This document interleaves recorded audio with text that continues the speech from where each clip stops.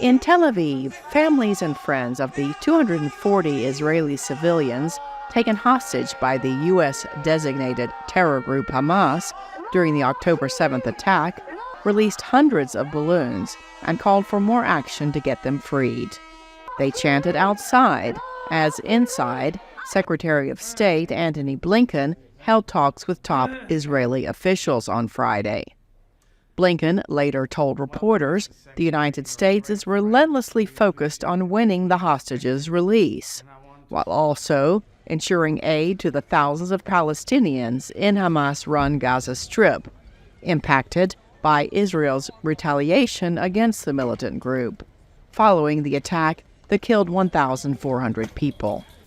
We believe that each of these efforts would be facilitated by humanitarian pauses, by arrangements on the ground that increase security for civilians and permit the more effective and sustained delivery of humanitarian assistance. But shortly after their meetings, Israeli Prime Minister Benjamin Netanyahu rejected U.S. calls for humanitarian pauses in the shelling of Gaza. I conveyed that we are proceeding with all our might, and Israel refuses any temporary ceasefire that does not include the return of our kidnapped hostages.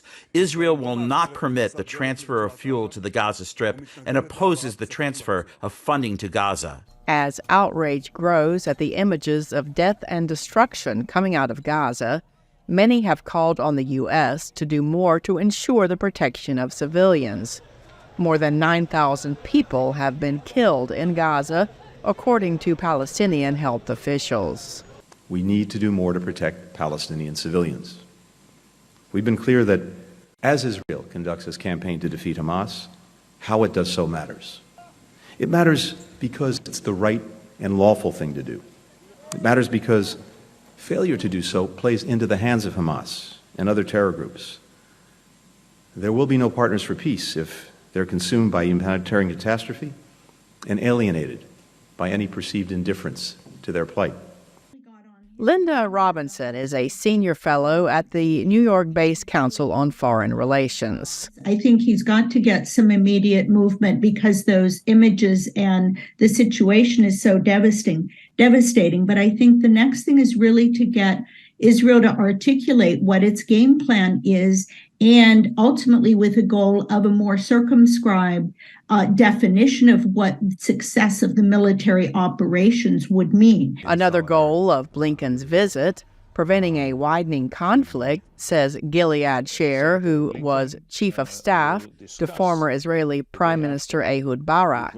He spoke to VOA via Zoom from Israel. The second objective, I think, is to proceed with the deterrence of Israel's enemies, Iran and Iran proxies, such as the Hezbollah, to not dare to open a second front in northern Israel.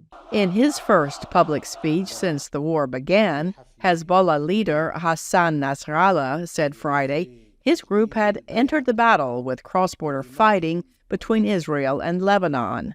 But he stopped short of announcing that the militant group is fully joining Hamas in waging war against Israel, and said he was not aware of the October 7th Hamas attacks in advance.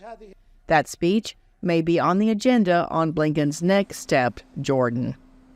Cindy Saine, VOA News, Washington.